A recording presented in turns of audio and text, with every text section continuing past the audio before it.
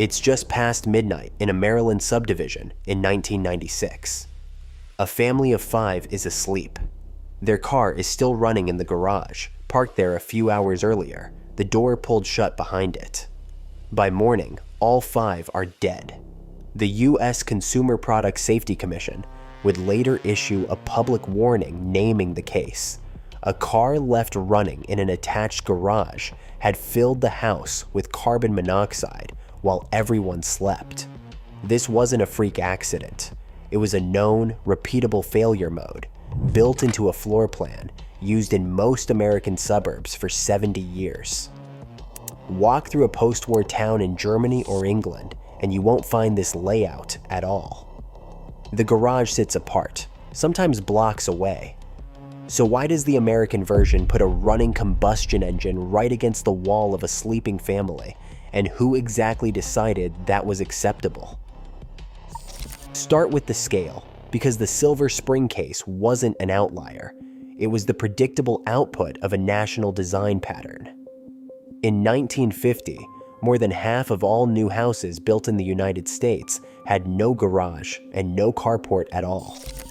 By 1999, only 12% of new homes were built without one, and most of those that had one had it attached directly to the house. Look at where this started. Levittown, New York, the prototype for the post-war American suburb, built by Levitt and Sons between 1947 and 1951. The original Cape Cod model, the one returning veterans bought for under $8,000, had no garage at all, just an unfinished attic and a slab foundation. The larger ranch model that followed didn't get a garage either. It got a carport, added in 1950, almost as an afterthought. The attached garage wasn't there at the birth of the modern American suburb. It arrived later, and it spread fast. The obvious explanation is that Americans love cars. That explains why we built garages. It doesn't explain why we built them sharing a wall with the kitchen. Levitt's company didn't get to 17,447 houses in 4 years by accident. They used a reverse assembly line, 26 separate construction teams moving from house to house instead of moving the house down a line, with one crew framing, another running plumbing, another doing nothing but installing the washing machine. That system rewards repetition. It rewards a single, standardized footprint that can be stamped onto lot after lot without redesign. An attached garage fits that footprint. A separate garage, with its own foundation, its own permit, its own roofline, does not. Multiply that decision across the tens of thousands of post-war developments that copied Levitt's model nationwide, and a financing-driven shortcut on one development becomes the default shape of an entire country's housing stock within a generation. Here's the mechanism nobody points a camera at: the lot itself.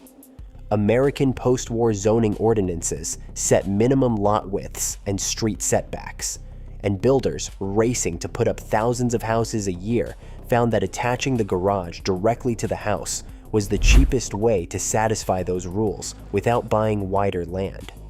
One shared wall instead of a second structure. One shared roof line. No separate foundation to permit, plumb, and insure. On a typical post-war suburban lot, narrowed to roughly 60 or 70 feet of frontage to fit more houses per linear mile of new road and sewer line. There often wasn't room left over for a freestanding garage and a driveway without eating into the required side yard setback, so builders folded the garage into the house's own footprint and solved 2 problems with one wall. The Federal Housing Administration, created under the National Housing Act of 1934, began issuing property standards almost immediately. Circular 2 Property Standards appeared in 1934 and 1935 and was consolidated into the agency's broader minimum property standards by 1936. Those standards told FHA-approved appraisers what counted as a sound, financeable home, and a compact, attached layout fit the checklist better than a detached one ever would. Now look at Britain. The New Towns Act of 1946 put government development corporations, not private builders racing an appraisal deadline, in charge of post-war housing layout. The first town designated under that act, Stevenage, was approved in November 1946 and planned around low-density neighborhoods built for walking and rail, not for storing 2 cars beside the kitchen. 11 more new towns followed within a decade, all run the same way. A planning ministry setting the layout, a development corporation building to that layout, with no private mortgage appraiser anywhere in the loop, deciding which floor plan would clear financing fastest. It wasn't that Britons or West Germans cared less about driving. Car ownership in both countries climbed through the 1950s and 60s, same as anywhere else in the industrialized world. The shape of the lot wasn't an accident, and that's where the human cost starts. Go back to that house in Silver Spring. CPSC Chairman Ann Brown said it plainly in the agency's own statement afterward. That family could be alive today if their house had simply had a carbon monoxide detector. But the deeper truth is uglier than one missing detector. The wall between that garage and that family's bedrooms was, on paper, code compliant. The door between the garage and the house met the thickness requirement. The gypsum board met the fire rating. Every box was checked, and the family still died because the code was never written to stop carbon monoxide from migrating through a shared wall. It was written to slow down fire. CPSC's own long-running data on non-fire CO deaths places cars left running in attached garages in the same recurring category as portable generators and gas heaters, a known, named, repeating cause, not a fluke. The agency's most recent published report on non-fire CO deaths found an upward trend over the decade it tracked, with the toll for the most recent year covered coming in higher than any prior year in the study. Most of those deaths cluster in the coldest months, November through February, when engines are left running longest for warmth and doors stay sealed against the cold, the exact conditions that turn a closed attached garage into a sealed chamber feeding straight into the house next to it. The agency's public guidance still says it outright every winter: never leave a car running in an attached garage, even with the door open. That's not a warning an agency writes once and moves on from. That's a warning it keeps repeating, year after year, because the underlying design keeps producing the same death. This isn't a story about one bad night in Maryland. It's a story about a floor plan engineered decades earlier, repeating the same risk in millions of houses built exactly the same way. The family didn't choose this risk. The code did. And the code didn't fall out of the sky. Here's the real driver. Post-war American builders like Levitt and Sons were racing to put up homes by the thousand, financed through FHA-insured mortgages that lived or died on appraisal. An attached garage meant less material, less land purchased, faster framing, and a layout that matched what FHA appraisers already knew how to value quickly. It wasn't a feature buyers were clamoring for. It was the version that cleared the lending checklist fastest and cheapest, on lots that had been narrowed specifically to keep per-unit costs down. Compare that to what Britain did with the same post-war pressure.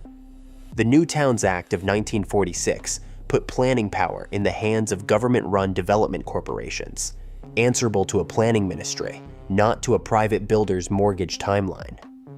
Stevenage and the other first-wave new towns were designed around density, shared green space, and proximity to rail. Garages, where they existed, were treated as optional outbuildings, not value-bearing square footage tied to a home's resale price. In West Germany, the same logic shaped Wiederaufbau reconstruction. Rebuild density and housing stock first, motorize the population later, on streets that predated the automobile and were never going to be widened to fit two-car frontages. The American system worked the opposite way at every level. The FHA's own underwriting manual, first issued in 1935 and built out through the late 1930s, scored neighborhoods on perceived stability, and the agency's appraisers were explicitly instructed to favor uniformity and to flag adverse influences that might threaten property values. A standardized, repeatable, attached garage floor plan was the kind of asset that uniformity rewarded. A one-off detached garage on a custom lot was the kind of variation it didn't. The people who benefited from the American version weren't the families who ended up living next to a running engine. It was the developers who shaved framing costs off every single unit, and the appraisers who could process a standardized, attached garage floor plan faster than anything custom-built. The attached garage was never really an architectural choice. It was a financing shortcut that calcified into the default American home, repeated so many times across so many subdivisions that within 20 years, nobody building a house even thought to ask whether it had to be that way. And here's the part that should make you angry. Regulators have known about this exact danger for decades. The International Residential Code section, R302.6, the dwelling garage fire separation rule, requires 5/8 inch Type X gypsum board on any garage ceiling beneath living space, 1/2 inch gypsum on the shared walls, and bans any door from the garage opening directly into a bedroom. Doors between garage and house must be solid wood, at least 1 3/8 inches thick, or carry at minimum a 20-minute fire rating, and must be self-closing. None of that exists by accident. Code officials wrote those rules because they already understood that an attached, combustion-powered storage room next to a living space was a known hazard. But look at what the rule actually targets. It slows fire. It was never designed to stop the slow seep of carbon monoxide through ductwork, through an imperfect door seal, through the everyday gap between code minimum construction and a real house aging over decades. The fix that exists addresses the hazard regulators were most worried about in the moment they wrote it, not the one that kept killing people for years afterward. Meanwhile, the home building industry's largest trade group, the National Association of Home Builders, founded in 1942 and now representing roughly 80% of new homes built in the country, has a long, well-documented record of fighting code changes that add cost to a single-family unit. That record runs from energy codes to structural requirements, and the group's own surveys are regularly cited in the fight against new mandates as proof that regulation is squeezing affordability, even when independent federal cost studies have repeatedly come in lower than the industry's own estimates. None of that record is specific to the garage separation rule, but it shows the pattern. Whenever a code change would have required builders to redesign the relationship between garage and house at the structural level, rather than patch it with a door rating and a detector, the industry's incentive ran the other way. The fix finally came, but it didn't solve what most people think it solved. States began requiring carbon monoxide detectors in homes through the 2000s and the 2010s, layered on top of the existing fire-rated doors and sealed duct penetrations the code already demanded. On paper, that's real progress, and it has saved lives. But look at what those fixes actually accomplished. They didn't remove the hazard. They legally normalized living next to it. The code stopped asking whether this room should exist beside a bedroom at all, and started asking only how fast a family could be warned once the hazard was already filling the house. That's the difference between redesigning a danger and simply detecting it sooner. And now the hazard is mutating before the old one is even fully solved. As electric vehicles spread into these same attached garages, the carbon monoxide risk that drove this fight for the better part of a century should, in theory, finally shrink. There's no tailpipe idling in the dark.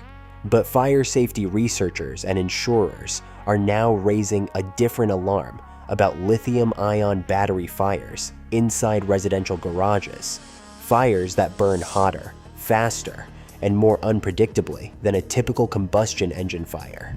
and that are increasingly common in the exact architecturally adjacent space that created the original danger, now hosting a different kind of ignition risk pressed against the same shared wall.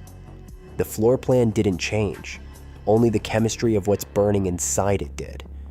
And that's the second reversal hiding inside this story. The fix nobody questioned for decades, keep the garage attached, just rate the door and add a detector, wasn't built to anticipate a new kind of fuel sitting in the exact same room. The problem evolved before it was ever actually solved. So go back to that house in Silver Spring, that car still running, that family asleep on the other side of a code-compliant wall. It was never just a tragedy. It was the physical edge of a 1934 lending agency, a 1936 appraisal checklist, and a 1947 construction shortcut at Levittown that together decided what an American house should look like, decades before anyone living in one of these homes had a say. Europe's separate garages were never a quirk of taste or a smaller appetite for cars. They're the visible result of governments that plan density and rail access on their own terms, with a development corporation answering to a planning ministry instead of a private mortgage appraisal checklist, quietly designing the floor plan for them. America's attached garage was never really about convenience. It was about hitting a number on a form, as cheaply and as fast as possible, on a lot narrowed specifically to make that number work, and then spending the next 80 years patching the danger that decision created instead of undoing it. The detector helps, the fire door helps, but neither one asks the question the original lending checklist never had to answer: whether a room built to hold a running engine should have ever shared a wall with a room built to hold a sleeping child in the first place. Every time that door swings shut between a running engine and a sleeping house, it's sealing in a decision that nobody on either side of that wall ever actually got to make.